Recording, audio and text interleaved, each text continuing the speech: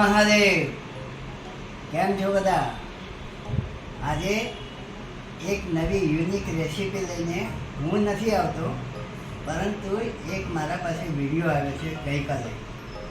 એ અમદાવાદથી આવ્યો છે, માયરાબેન પટેલનો. એમને એક રેસીપી બનાવી છે ભાખરી પીઝા. પણ ભાખરી પીઝા તો બનાવ્યો છે એ તો સર બરાબર છે, પણ એની ઉંમર તમે જોશો ને તો તમે અચંબામાં પડી જશો. એની ઉંમર ફક્ત 4 વર્ષની જ છે. 4 વર્ષની છોકરી અત્યારે રમવા કૂદવામાં ને બધામાં હોય છે, જોકે એમાંય છે, પરંતુ એને આટલો મારી યુટ્યુબ ચેનલોના બધા વિડીયો એ પોતે જુએ છે અને એને એક ઇન્ટરેસ્ટ થયો તો એની મમ્મીએ એક વિડીયો બનાવીને મોકલ્યો છે મને, જે હું આજે તમને શેર કરું છું. અને નેક્સ્ટ વીકની અંદર એની પોતાની માયરા ભૂભૂ ચેનલ કરીને યુટ્યુબ ઉપર આવશે, તો એને લાઈક, શેર અને સબસ્ક્રાઈબ કરજો. અને નરેન્દ્ર કાકાને તો કરવું જ પડશે તમારે. નરેન્દ્ર કાકાને લાઈક, શેર અને સબસ્ક્રાઈબ કરજો. નરેન્દ્રભાઈનું રસોડું. ચાલો ત્યારે જોજો અને બરાબર જોજો કેટલી એક્ટિવ છોકરી છે. 4 વર્ષની ઉંમરને આ એક વિડીયો બનાવવો અને રેસીપી બનાવવી એ કોઈ નાના સુનાના ખેલ નથી. અત્યારથી એ એક્ટિવ થઈ ગઈ છે.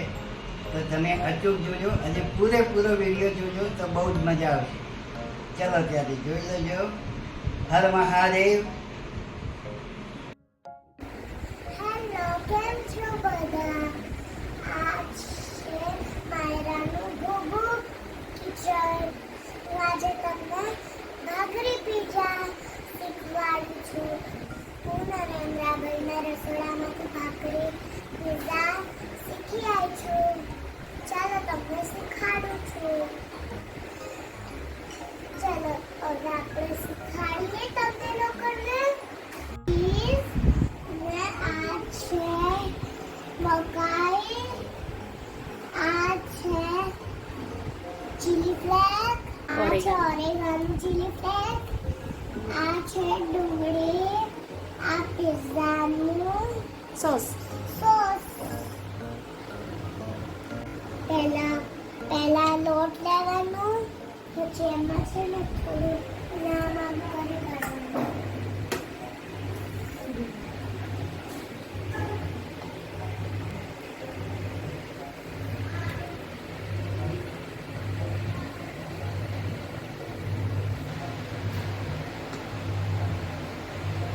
પછી આને આમ દબાઈ દેવાનું જોશથી. બરાબર નીકાળી દેવાનું.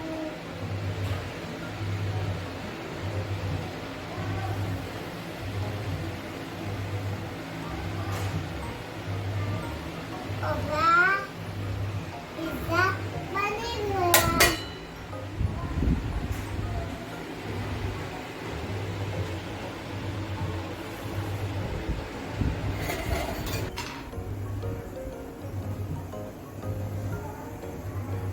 આને થોડું આપણે શેકી લઈશું.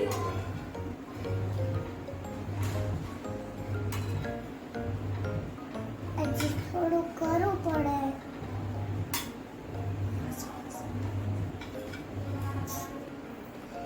હવે આની ઉપર થોડું સોસ નાખવાનું. કયો સોસ છે આ? આપણે પિઝા સોસ લગાવીશું.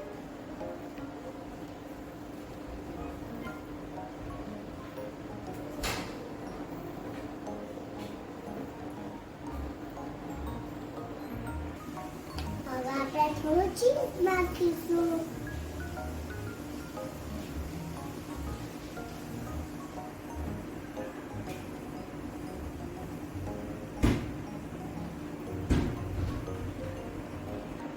હવે આપણે આની ઉપર મકાઈ મૂકીશું.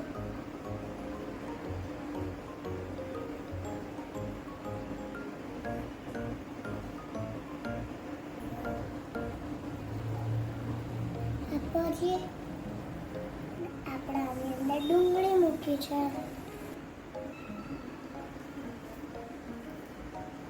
ઓરેગાનો ચીલી ફ્લેક નાખીશું. આપણે ચીલી ફ્લેક નાખીશું.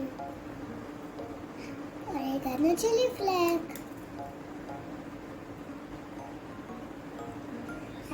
હવે આને આપણે તવી ઉપર મૂકીશું.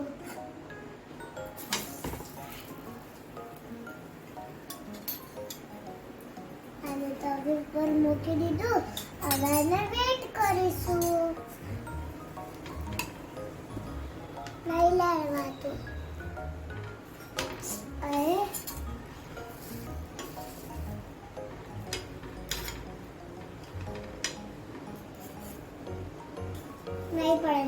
નહીં પડે.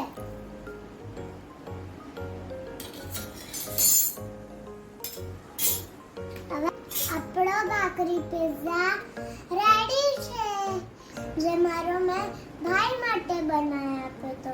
અહીંયા આવી જા ભાઈ. વાવ માયરા પિઝા બનાય. હા, લે તારા માટે. Thank you.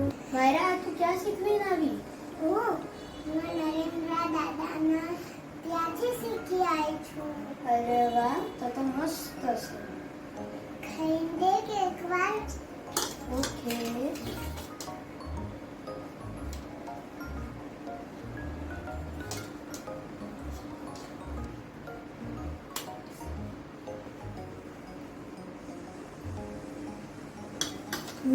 માયરા મસ્ત બન્યો છે. એમને જા પપ્પાને ટેસ્ટ કરાઈ ના. એટલે તું ટેસ્ટ કર. મસ્ત છે ને? મારી બેન આ રેસીપી નરેન્દ્રભાઈના રસોડામાંથી શીખીને આવી છે. તો તમારે આ રેસીપી બનાવવાની છે અને કમેન્ટ કરવાની છે કે કેવી લાગી છે. અને નરેન્દ્રભાઈના રસોડામાં કેટલી એક રેસીપી છે જે તમને ખાવા મળશે. ત્યાં નવી રેસીપી તમારે નવા સ્વાદ ચાખવા મળશે. અને એમની ચેનલને લાઈક, શેર, સબસ્ક્રાઈબ કરજો. અને આ ચેનલને પણ લાઈક, શેર, સબસ્ક્રાઈબ કરજો. બાય. હર હર